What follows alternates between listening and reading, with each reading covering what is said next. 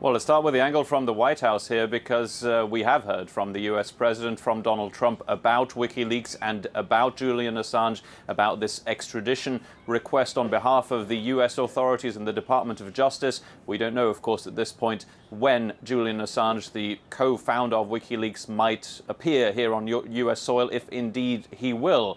But here's what the president said when he was asked about Wikileaks. He basically said he didn't know about Wikileaks and it wasn't his thing, which of course goes completely contrary to something that he said several times back on the campaign trail in 2016, when he said that he actually loved Wikileaks. This was at the time, of course, when there were hacked emails that were being released by Wikileaks that came from the Democratic National Committee and from the campaign manager of Hillary Clinton. Now, this has nothing to do with the actual extradition request from the US authorities this time around. This has only to do with that enormous release of documents by Wikileaks in 2010. Now, largely what you'll see here in the United States is support for this move by the Department of Justice.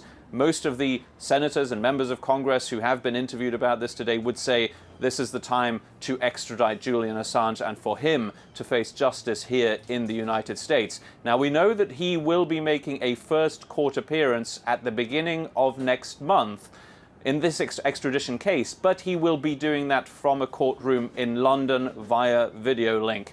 And we also know from his lawyers that he will be fighting this extradition to the United States. So it is, in fact, anybody's guess when he will arrive here on US soil, if indeed he does. If he does and is convicted, he faces up to 5 years in jail.